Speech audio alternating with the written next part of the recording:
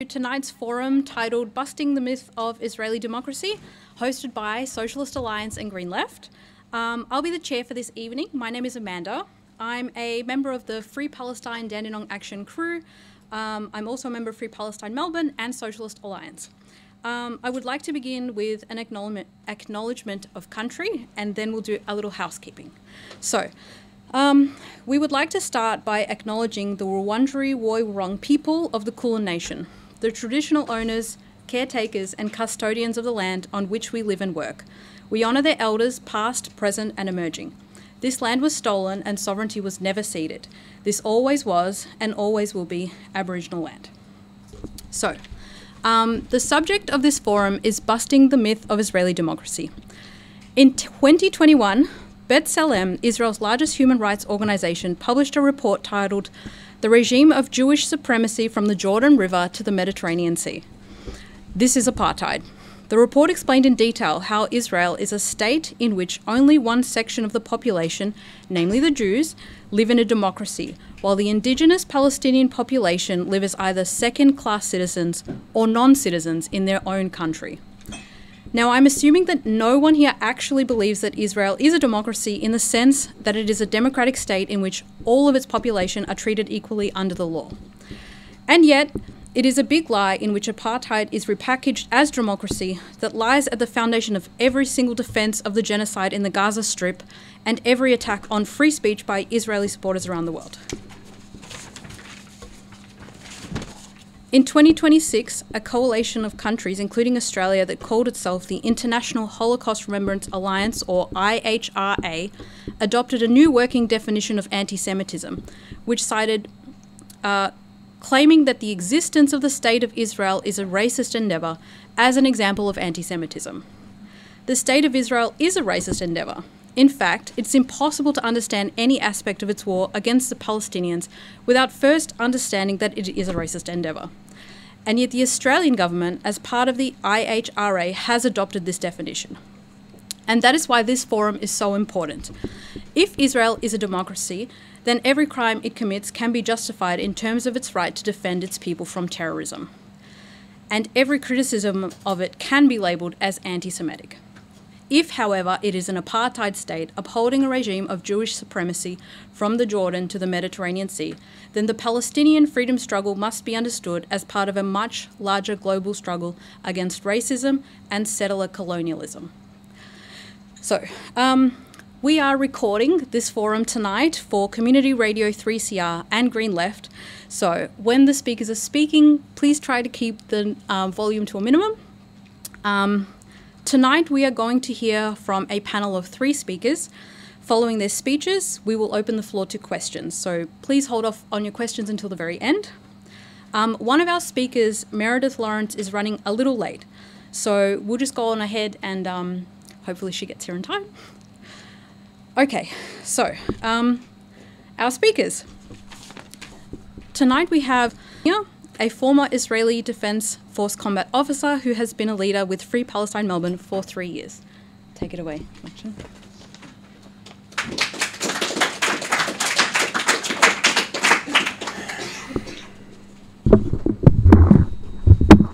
Is that okay?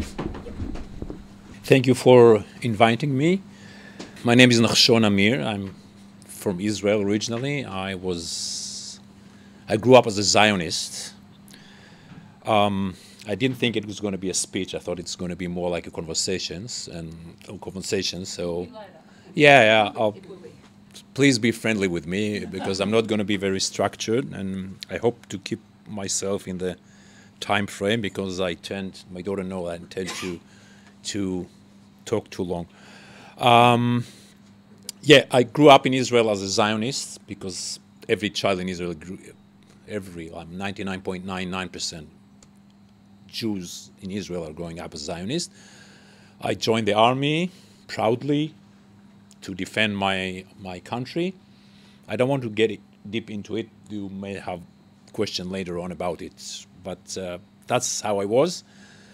After many years, I turned to the 180 not percent, degrees And I'm now in Free Palestine, Melbourne, supporting the Palestinian struggle for justice and rights. I might think that you already know or use term that I assume that you are familiar with. It might be wrong, so fix me if you don't understand something that I say. Israel is an apartheid state. As you said a lot of what I have to say anyway, but Israel is an apartheid state. So democracy, we think that it's a country that has election and parliament and government and independent justice system is a democracy. Like South Africa, they had all these things, but it wasn't a democracy because it was only for white people. So the same in Israel for Jewish people. That's in general. I'll start with description. I guess, again, most of you know, in between the river and the sea, there are roughly 15 million people living there, and roughly half Jewish, half non-Jewish, or Palestinians, some non-Palestinians. The official Israel, or the legal Israel state, is not on all this area. So there's the West Bank, which is not officially Israel, and the Gaza Strip and East Jerusalem. But Israel controls all this area. So Jews, except for the Gaza Strip, Jews are living everywhere. I mean, in the West Bank, there are hundreds of thousands of Jews. In East Jerusalem, the same. All the Jews in all these areas have full rights. So it doesn't matter if you live in Tel Aviv or in somewhere in a settlement in the West Bank. They're all the same people. They're all the same rights, same option to elect or be elected to the Knesset, to the Israeli parliament. Palestinians in the same area are divided to groups, divided by the Israeli regime to groups. So it depends on their geographical location, they have different rights. But in none of these areas, they have full rights, even within Israel, the official Israel. So again, people might say, no, this is not Israel, West Bank, but it's the same regime, one regime that controls this whole area. So we have to look at it as a one unit under one regime.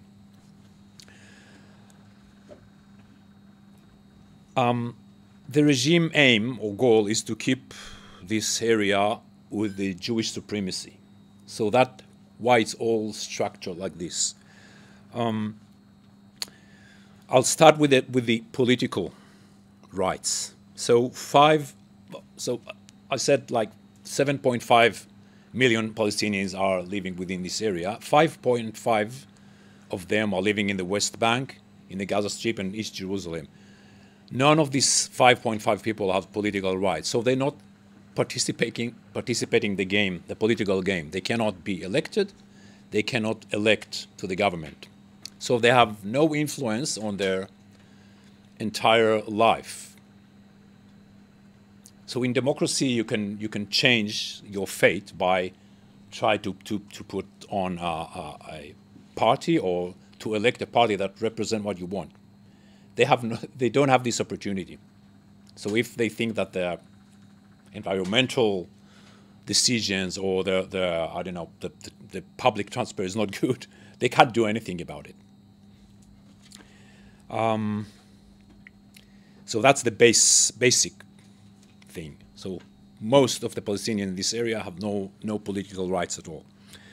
I'm not going to talk about all these areas because it's too much, but I'll give examples. I'll talk about the West Bank. I'll start with it. So one can tell you that Palestinian in the West Bank has their own democracy because they have their own representative, which is the Palestinian Authority. It's a kind of illusion because Israel didn't transfer a lot of responsibility or powers to the Palestinian Authority. They actually maintain all the main issues under their control. So the use of force or all the resources like water or any other resources of the land, all the land permissions is all under Israel's hand. Planning of buildings. So no one can build a house in the West Bank anywhere without the Israeli permission, and they don't give any permits for that. So that's why they all this house demolition, because they don't want them. They want them to suffer, so they don't let them. So they have to build because they're the family extended, and you have to have place to live for the new members or the new families. No, they don't get it. So, but they build without permission, and then they ruin it time and time and time again. That you see it all the time. That's an example. Even the population registry is under Israel. So the Palestinian Authority has some powers that Israel transferred, and even these one are controlled on top from Israel. So if they want to ruin it, they do it. Actually, they are contractor of Israel to make Israel less involved in things that they won't want to be involved. But Israel is on top. The Israeli regime is on top in every aspect of life. I was, as a combat officer, I was there in all these, not all of them, but a lot of villages or towns in the West Bank, like Kalkilia, Tulkarm, Ramallah, Jenin, Hebron, Nablus, and many other little villages that you don't even know their names. That was in the first Intifada, so it was before the Oslo Accords. But I, as a young officer, could do whatever I wanted there. So not whatever I wanted, but I was like a sheriff of the village or the area I was in. I could stop any car in the middle of the village and tell the driver, get out. You see the Palestinian flag on the pole there? Get it down. How am I going to do it? I don't mind, you do it. So this guy could be like a nurse in the hospital and he's on the way to work. I don't mind. And no one controlled me. And no one could tell me that I can't do it. I could put like a checkpoint in the middle of the village or the town whenever I wanted to stop all the cars, and they all waited for 2 hours because I decided this. They're all gone everywhere to the day-to-day things. And that was my power. I would go in the middle of the night in the village, like 2 o'clock in the night, knock on doors, like roughly, and open the door because I saw something written on the wall outside the house, which I didn't even understand because it was Arabic, and I could tell the person inside, bring white color and clean it or paint it, because that's what I want. So it was all to harass them, to keep them on their knees, and to control them, so they won't even think about resistance. Because what's the point to go in the middle of village that no settler or Israeli go through? Why would I get into this village at all? Just to smash them. But this is just the terrible aspects of this. But it has nothing to do with democracy, except for they didn't have any rights. They couldn't complain on anything. So I think if I remember correctly, I tried to keep my soldiers restrain their violence or don't do anything with force that you don't need. But I could see many things, many very violent things, but they couldn't do anything. So if the police in Melbourne will hit you with unnecessary power, you can complain. There's some authority or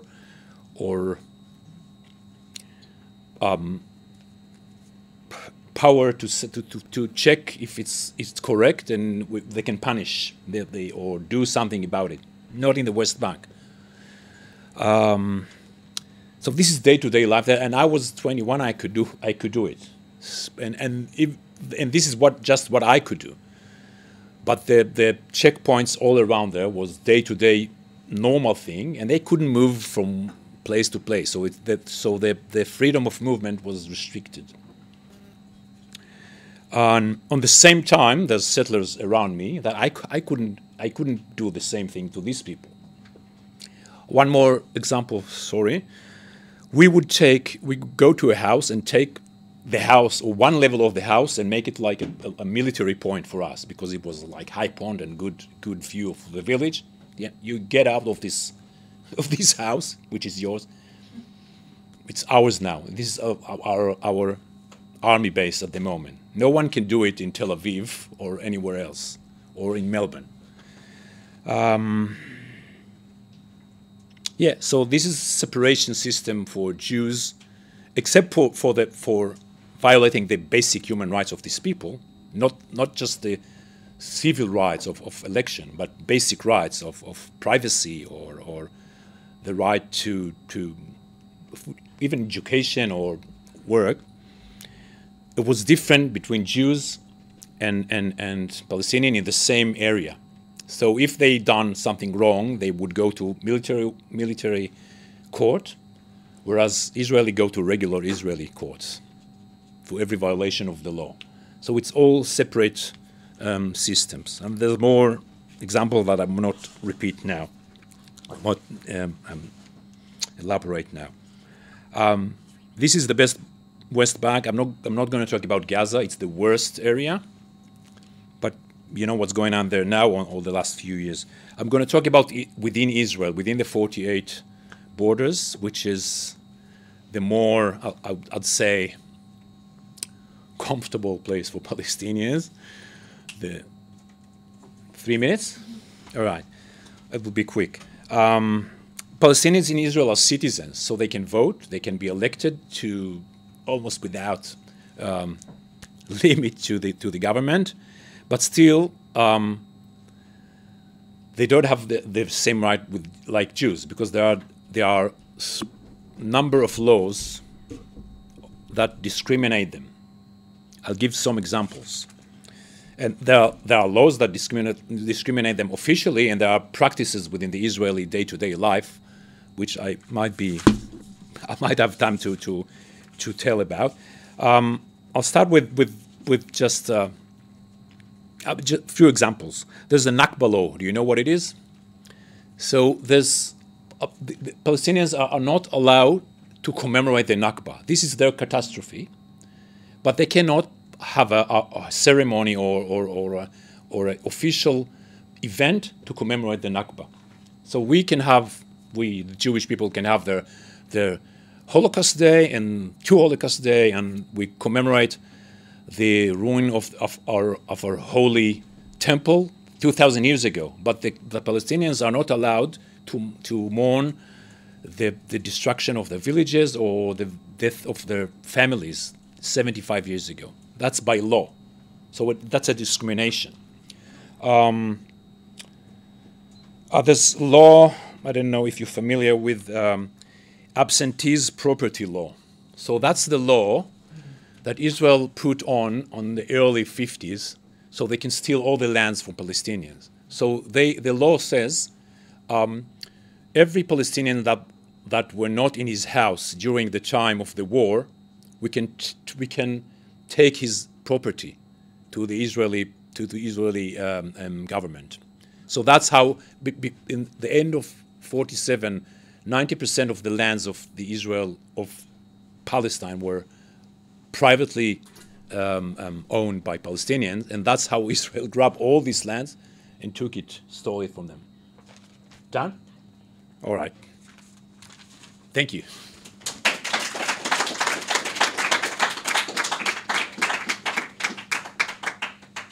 Thank you, Nachshon. Our second speaker for the evening will be Mai Saif, a Palestinian who has lived under Israeli occupation in the West Bank.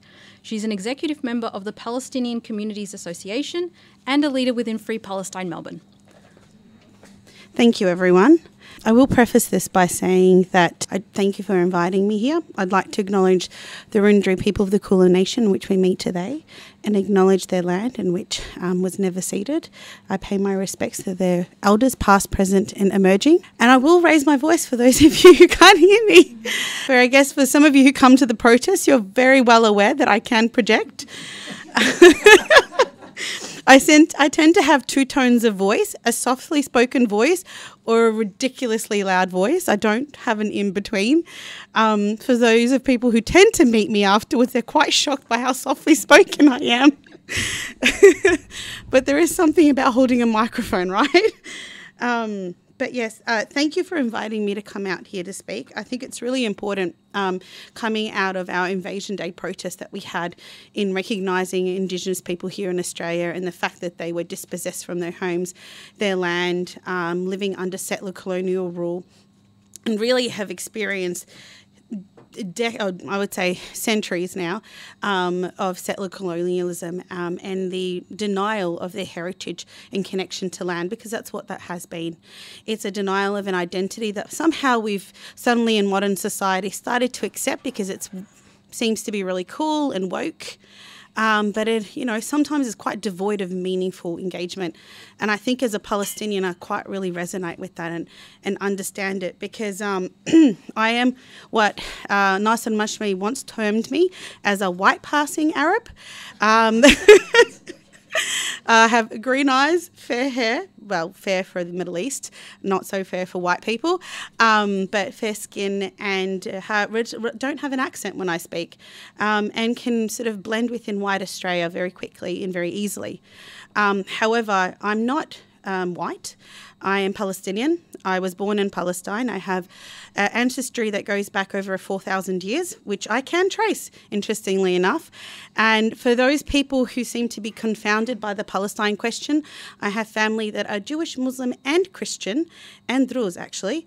And so when we talk about identity in Palestine, what does that really mean? And I think what we have been able to show within the Palestine movement is that it's a human rights cause. It's a cause that transcends all types of boundaries, and it's a cause that is built on settler colonialism, dispossession of land, the oppression and domination of Indigenous people, and the denial of their very identity. And I think it's something that's really important to talk about identity, because for Palestinians, talking about your identity is actually a form of resistance.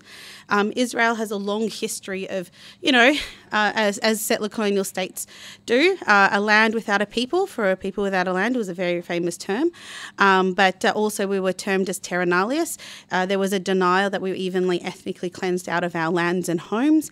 There's even a denial that we actually even exist as an identity. We're just the Arab hordes that are causing problems. And that seems to be a very lived experience for Palestinians, our very denial of identity. And that has shown with, Nachshon has mentioned, the making the criminalisation of us being able to carry our flags, practice our national culture and practices, the destruction of our lands and connection to land, which is something we hold very closely, like our Indigenous brothers and sisters do. And so, yes, I'm going on a little bit of a rant, but for Palestinians, it's a very visceral thing. And we have quite a lot of us who have been denied the ability to go back and visit our ancestral homes and lands, or visit family. I've been quite lucky because, and I term it lucky because I was born in Palestine. I've lived in Palestine, and I've had experiences that have shaped who I am and my view on the world. And it's interesting for me because I have a very unique upbringing, because I went back to Palestine when I was 6 years old as a child, and I had the relative joy of living in Australia and having a very comfortable childhood. But I was always very cognizant of the fact that I was Palestinian. I grew up in a household that talked about my Palestinian heritage, that was very much so connected with its Palestinian identity. This was during the first Intifada. I had countless family members who were murdered during the first Intifada. I had two uncles, one shot in the leg and thrown in prison for 3 years and still has the bullet in his leg. Another one, cousin who died through the broken bones policy during the first Intifada, where if they got you, they'd break your bones and leave you naked and stripped in the middle of the street. And if anyone helped you, they'd get sniper shot. which actually happened to my uncle.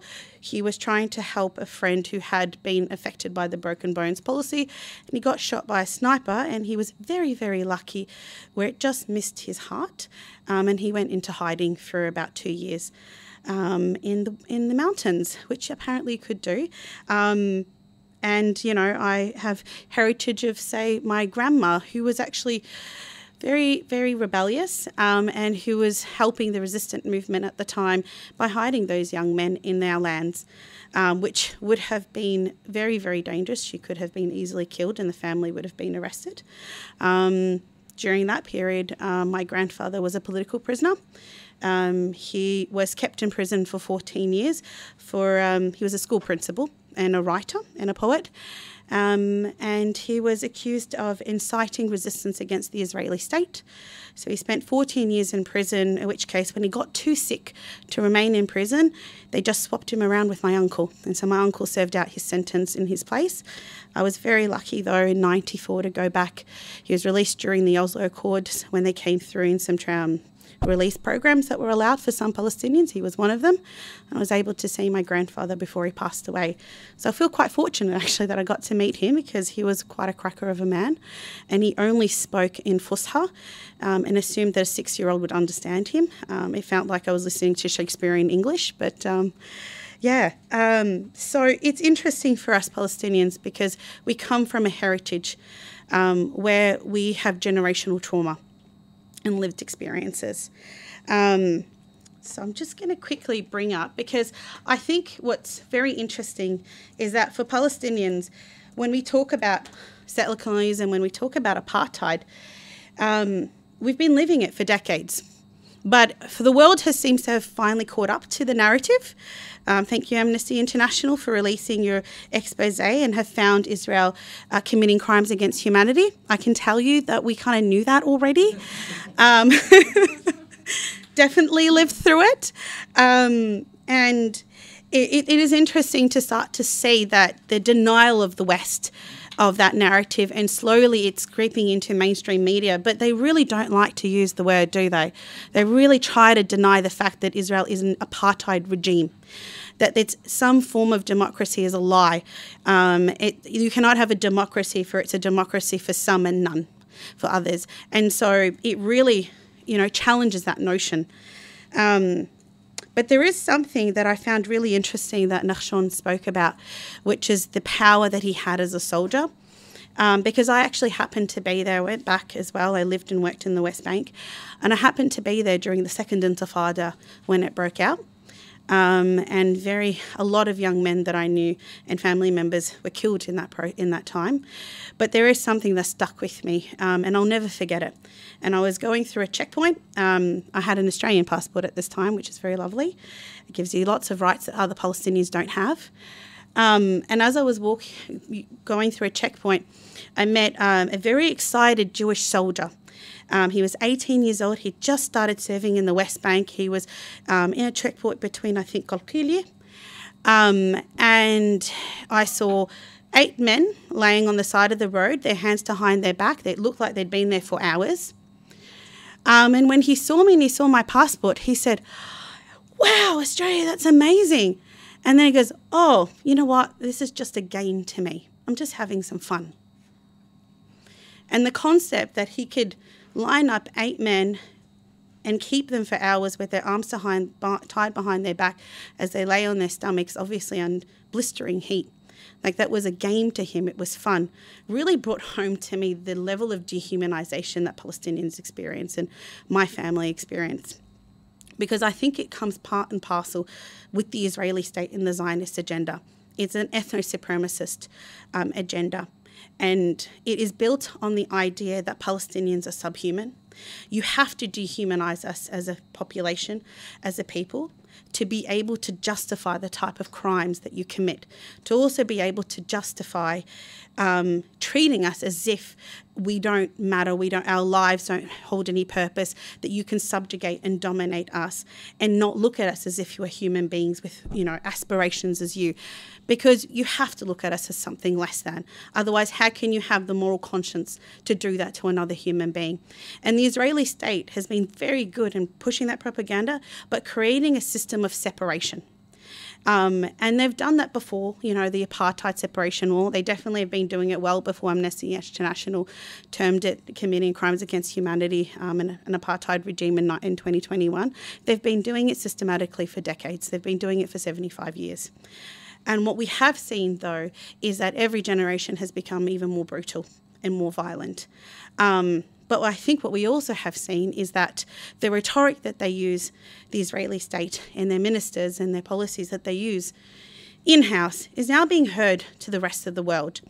And I think it's because it's got to a point where it's so normalised within their political establishment. We have obviously a very far-right fascist government in Israel at the moment.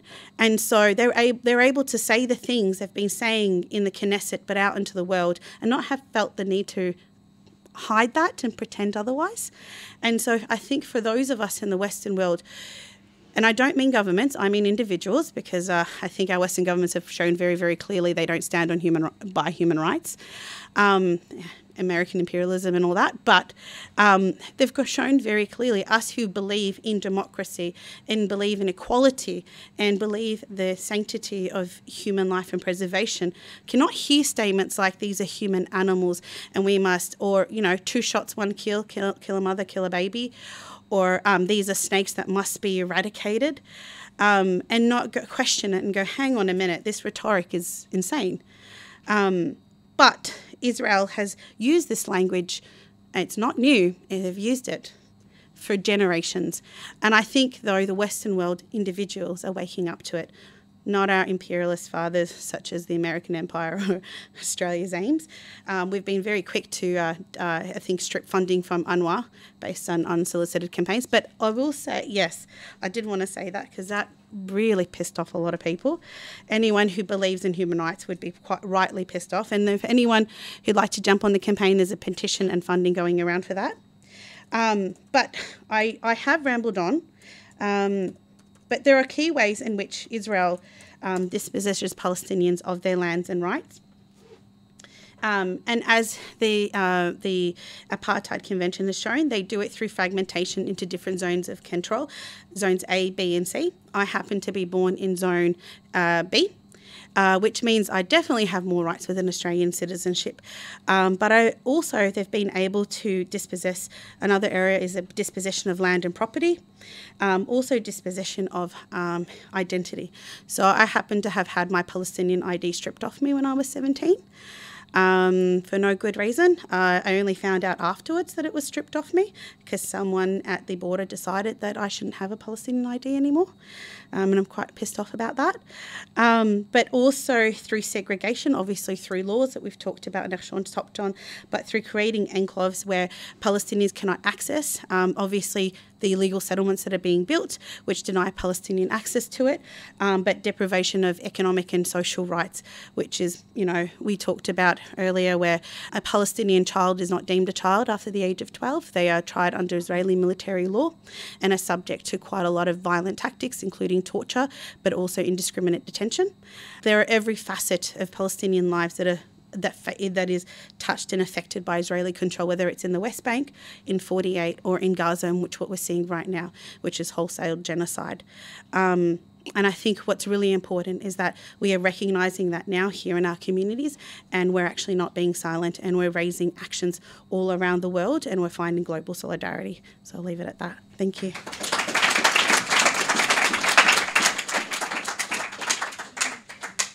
Our third and final speaker for the evening is Meredith Lawrence.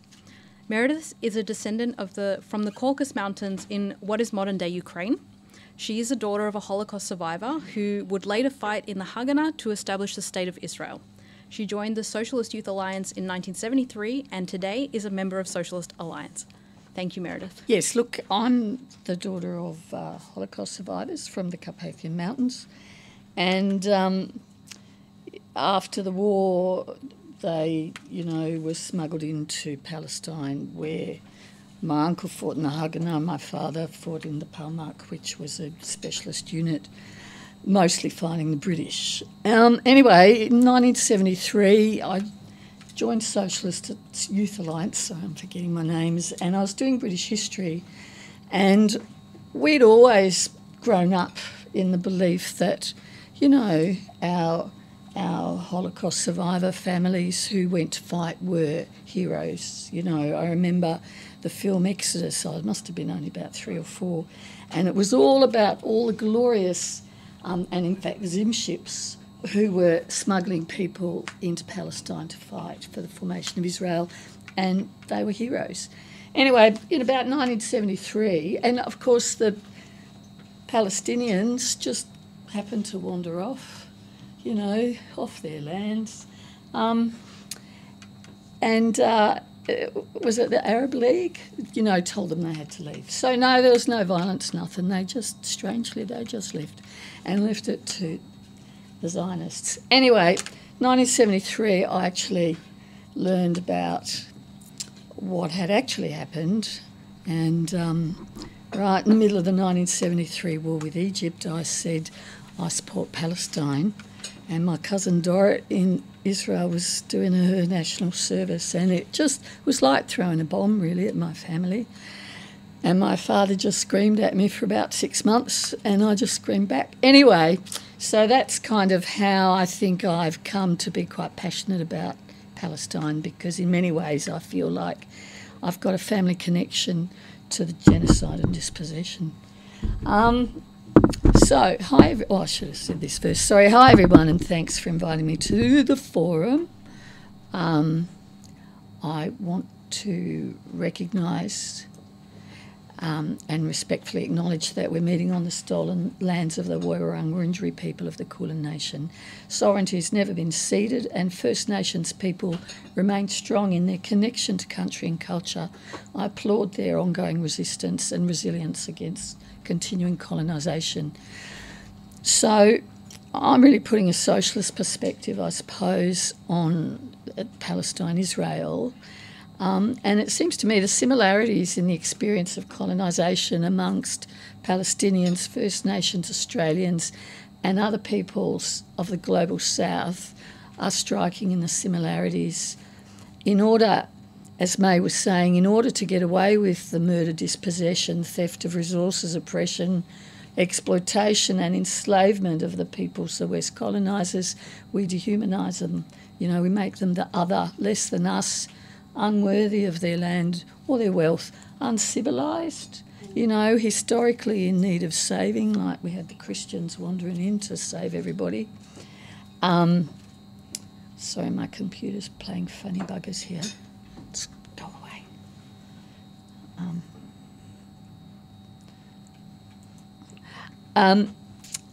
And then, yes, in need of saving by the white enlightened coloniser. Then, of course, when people resist colonisation and genocide and oppression, we call them terrorists, and we call ourselves, particularly in Israel, with the history of persecution, the persecuted, and that's how we justify our continued violence and oppression, and particularly in terms of Israel and Zionism, the history of persecution within Western Europe also means, I think, that as imperialists, we actually project onto Palestinians the guilt we feel about, the persecution of Jews in Western Europe for 1,000 years. And it's interesting because I work quite closely with Muslim communities on the Palestine issue, the Muslim communities where I live. And as they always say, Jews were actually saved from Western persecution by the Ottoman Empire. So, historically there's no enmity. And in fact, really until the British got involved, there was Jews and Palestinians and Druze and Bedouin lived together in peace. Anyway, All right. So I think that this pattern of how we dehumanise people is, of course, nowhere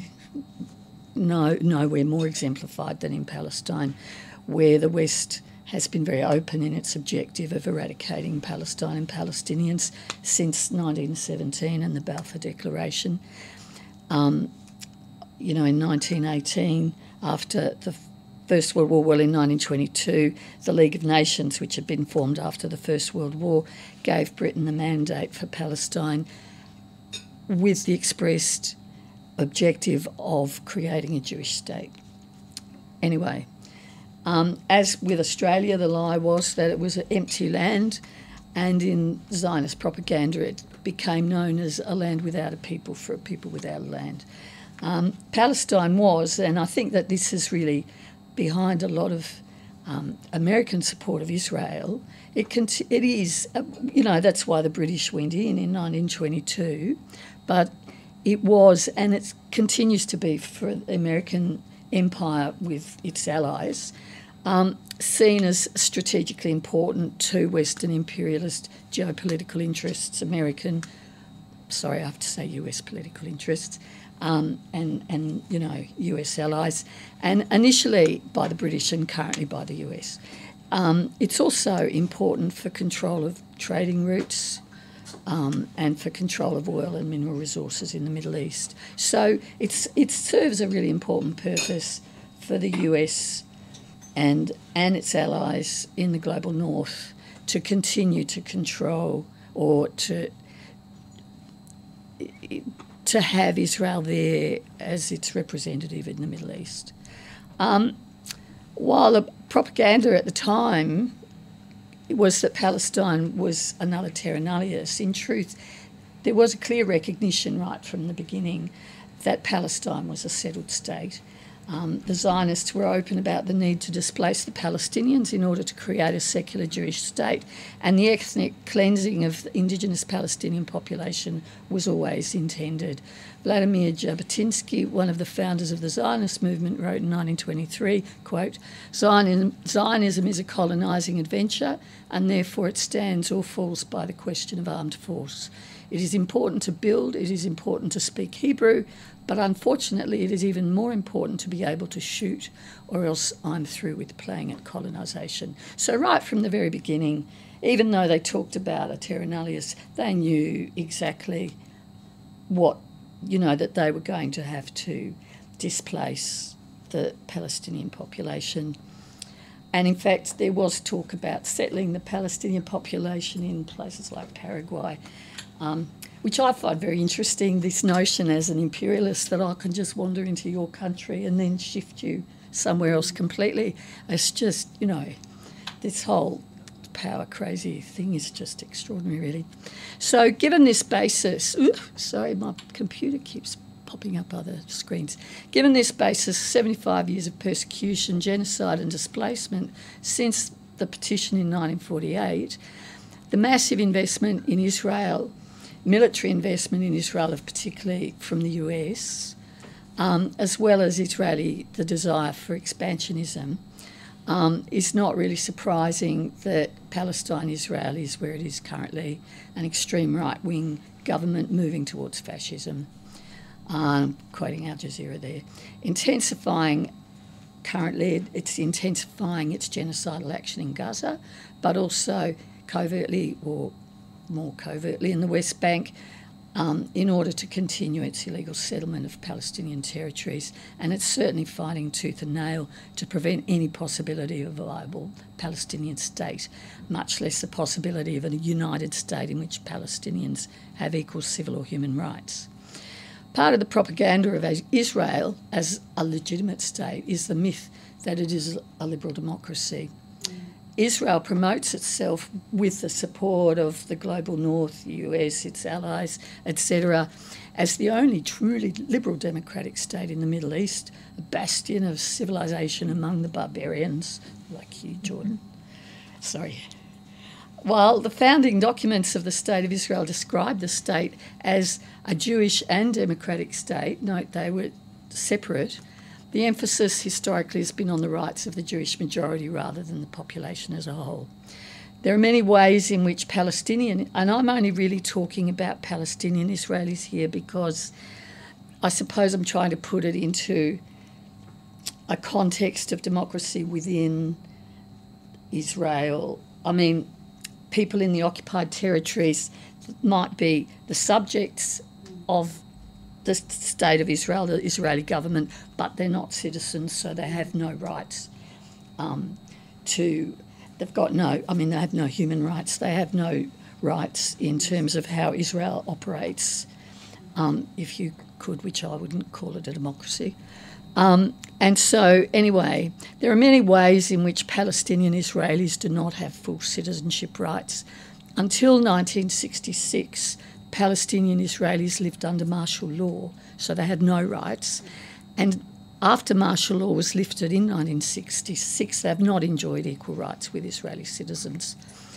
Like I said, while Palestinians in the occupied territories are the subjects of the State of Israel, they are not citizens.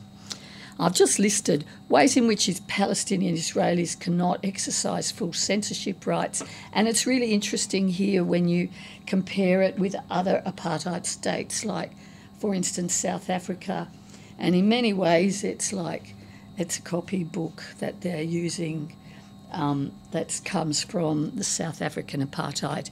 Jews and Muslims are not allowed to marry in Israel. I mean, and you just think immediately, I go straight to South Africa where, coloureds or blacks were not allowed to marry whites. They can be forcibly transferred from one place to another. They are subject to administrative detention, I'll just whip through this. Torture, unlawful killings, chronic discriminatory underinvestment in Palestinian Israeli communities, widespread attacks against Palestinian Israeli communities designed to maintain the system of oppression and domination, unlawful killings of Palestinian Israeli protesters. Between 2018 and the end of 2019, Israeli forces had killed 214 Israeli Palestinian civilians protesting for the right of return, including 46 children. In 2018, discrimination against Palestinian Israelis was written into the Constitution when Israel was enshrined in the Constitution as the exclusive, quote, nation state of the Jewish people. This law also promotes the building of Jewish settlements on occupied territory and downgrades the status of Arabic as an official language. So it's not even neglectful, it's active, oppression. Palestinians are effectively blocked from leasing on 80% of Israeli land as a result of discriminatory laws on land allocation, planning and zoning. So since 1948, Israel has had a policy, I suppose, of designating large areas as nature reserve or military firing zones in order to Judaise South Israel. Settling targets for increasing the Jewish population. This has had devastating consequences for the tens of thousands of Palestinian Bedouins who live in the Negev, Nachab region in the south of Israel. 35 Bedouin villages, home to about 68,000 people, are currently unrecognised by Israel, which means that they're cut off from the national electricity and water supply and targeted for repeated demolitions. As the villages have no official status, their residents also face restrictions from the healthcare and education systems. These conditions have coerced many into leaving their homes and villages in what amounts to a forcible transfer. Decades of deliberately unequal treatment of Palestinian citizens of Israel have left them economically disadvantaged in comparison to Jewish Israelis. This is exacerbated by blatantly discriminatory allocation of state resources. A recent example is the government's COVID-19 recovery package, of which just 1.7% was given to Palestinian local authorities. I'm quoting Amnesty here. So I think really the reality is, as socialists, sorry I have to stop, is that there's no way that we can see Israeli or the Zionism as it is in Israel with any notion of a democratic state, and it's really just more myth-making. Really, it's just a big lie, you know, which is used to try and justify support, or to try and you know, build support for Israel across the world. But, you know, it is just an apartheid state, and as I said, they could have actually, which they probably did, take the entire kind of model of apartheid from South Africa. Is that my uncle set up the first engineering company in Israel, and he worked a lot for the military. And I remember in the 1970s, which was during South African apartheid, he was often sent to allies of Israel to advise their military, and they lived for years in South Africa where he was advising the Air Force. So clearly those close connections, you know, I'm going, had an impact.